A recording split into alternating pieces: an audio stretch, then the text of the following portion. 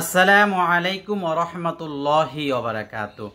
প্রিয় দিনদার ভাই বোনেরা, কিভাবে আপনারা পবিত্র ঈদুল আজহায় বাড়িতে গিয়ে মা বাবার কবর জিয়ারত করবেন, মা বাবার কবরের পাশে দাঁড়িয়ে তাদেরকে স্মরণ করবেন, তাদের রুহে আত্মায় শান্তি দিবেন, তাদের কবরে আযাব দূর করবেন, সেই উপায় এবং জিয়ারতের নিয়ম সিস্টেম আমি আপনাদেরকে বলে দিব ইনশাআল্লাহ।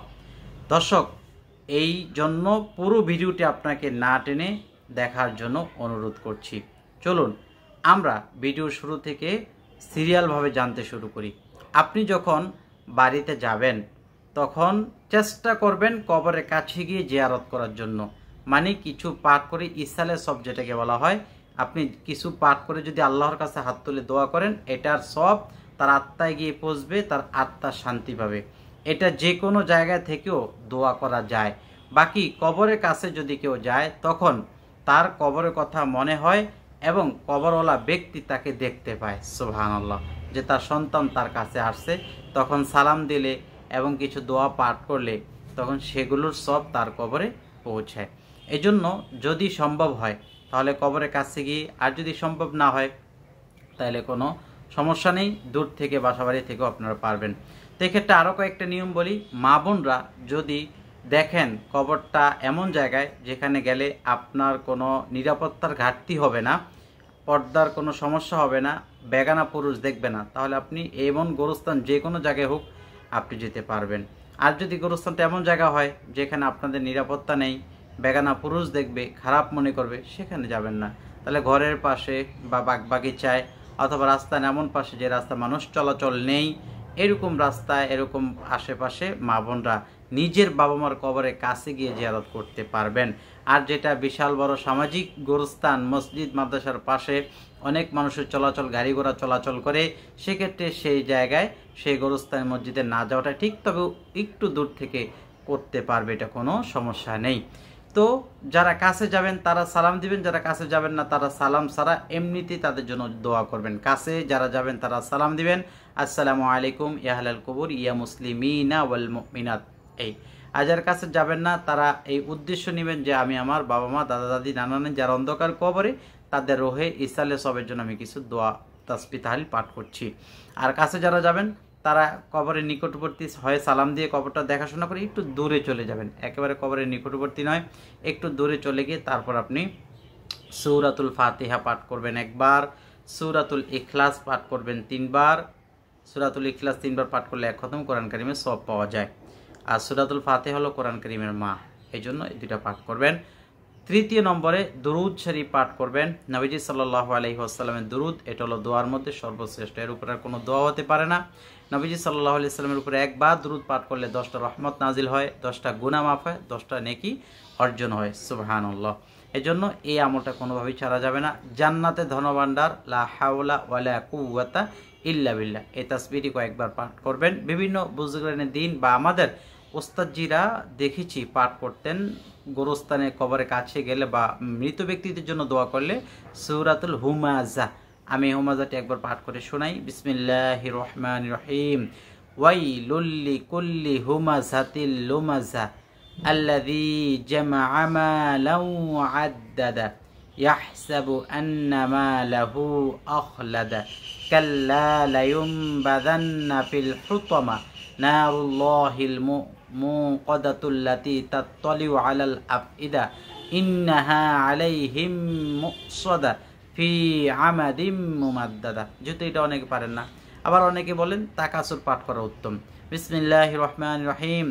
আলহাকুমুত তাকাসুর হাত্তা যুরতুমুল মাকাবির কাল্লা সাওফা তা'লামুনা সুম্মা কাল্লা সাওফা তা'লামুন কাল্লা লাউ তা'লামুনা ইলমাল ইয়াকিন লাতরাউন্নাল জাহিম সুম্মা লাতরাউন্নাহা আইনাল ইয়াকিন সুম্মা লাতুসআলুন্না ইয়াওমা ইযিন আনিন নাঈম। এই দুইটা সূরা আপনারা পাঠ করবেন। তাহলে 1 নম্বরে কি বললাম? সূরাতুল ফাতিহা, 2 নম্বর সূরাতুল ইখলাস 3 বার, 3 নম্বর দুরূদ শরীফ 11 বার, 4 নম্বর লা হাওলা ওয়ালা কুওয়াতা ইল্লা বিল্লাহ 50 বার, 6 নম্বর সূরা তাকাসুর, তারপরে 7 নম্বর ইস্তিগফার। আল্লাহুম্মা আনতা রব্বি লা ইলাহা ইল্লা আনতা খলাকতানি ওয়া আনা আবদুকা ওয়া আনা আলা আহদিকা ওয়া ওয়া'দিকা মাস্তাতা'তু আউযু বিকা মিন শাররি মা সানা'তু আবু লাকা বিনি'মাতিকা আলাইয়া আবু বিযামবি ফাগফিরলি ফাইন্নাহু লা ইয়াগফিরুয যুনুবা ইল্লা আনতা। ৮ নম্বর আয়াতুল কুরসি পাঠ করে অতঃপর আপনি মুনাজাত তুলবেন। আল্লাহু লা ইলাহা ইল্লা হুয়াল হাইয়ুল কাইয়্যুম লা তা'খুযুহু সিনাতুন ওয়া লা নাওম লাহু মা ফিস সামাওয়াতি ওয়া মা ফিল আরদ মান যাল্লাযী ইয়াশফা'ু 'ইনদাহু ইল্লা বিইযনিহি ইয়া'লামু মা বাইনা আইদিহিম ওয়া মা খালফাহুম ওয়া লা ইউহীতুনা বিশাইইন মিন 'ইলমিহি ইল্লা বিমা শা'a ওয়াসি'a কুরসিয়্যুহুস সামাওয়াতি ওয়াল আরদ ওয়া লা ইয়াউদুহু হিফযুহুমা ওয়া হুয়াল আলিয়্যুল আযীম। এভাবে আপনার কি পাঠ করলেন আয়াতুল কুরসি। যদি এরপর আপনি আরও বিভিন্ন দোয়া তাসবিহ পাঠ করতে চান কোনো সমস্যা নেই, যত পাঠ করবেন ততই সব। আমি সংক্ষিপ্ত একটা রূপরেখার মাধ্যমে জিয়ারত সিস্টেমটি বলছি। এইভাবে কাছে গিয়ে দোয়া করলেন, বাবা মার কথা মনে করলেন, কান্না কান্না ভাব ধরলেন, তারপর নিজেও চলে যাবেন, একটু একটু ভাবলেন, তাহলে নিজের মনটা ফ্রেশ হবে। কবরের কাছে গিয়ে যে যত মৃত্যুর কথা স্মরণ করবে আল্লাহ পাক তার আয়ু তত বাড়ায় দিবেন, কারণ আল্লাহ পাক তখন বান্দার প্রতি দয়া করেন, ihsan করেন। মৃত্যুর কথা স্মরণ করে এটা ভালো, গুনাহ থেকে আল্লাহ হেফাজত করেন। মৃত্যুর কথা স্মরণ থাকলে অবৈধ কাজ, খারাপ পথ, দুনিয়াবি চিন্তা ফেকের থেকে মুক্ত হয়ে আল্লাহ পাকের কথা বেশি বেশি স্মরণ হয়।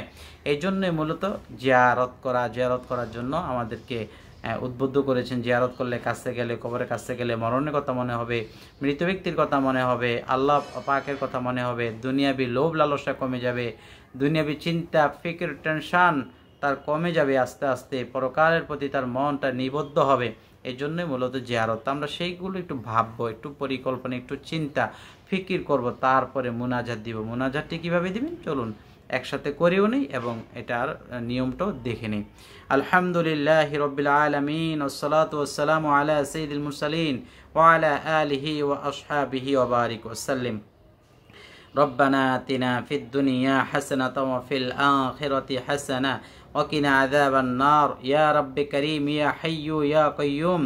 পবিত্র আমার এই আমলগুলো তুমি কবুল মঞ্জুর করে নাও। আল্লাহ, এই গোরস্থানে যারা শুয়ে আছে, আমার আব্বা আম্মা, দাদা দাদি, নানা নানি, অথবা আপনার অমুক ব্যক্তির নাম বলবেন, আল্লাহ অমুক ব্যক্তি শুয়ে আছে, আল্লাহ যা কিছু পাঠ করলাম এর ভুল ত্রুটি মাফ করে হাদিয়াগুলো সর্বপ্রথম নবীজি সাল্লাল্লাহু আলাইহি ওয়াসাল্লামের রূহ পাকে পৌঁছে দাও। তারপর জান্নাতুল মুআল্লা, জান্নাতুল বাকি, সাহাবায়ে কেরাম, তার নবীজি সাল্লাল্লাহু আলাইহি ওয়াসাল্লামের প্রত্যেকটা স্ত্রী সবার কবরে পৌঁছে দেন।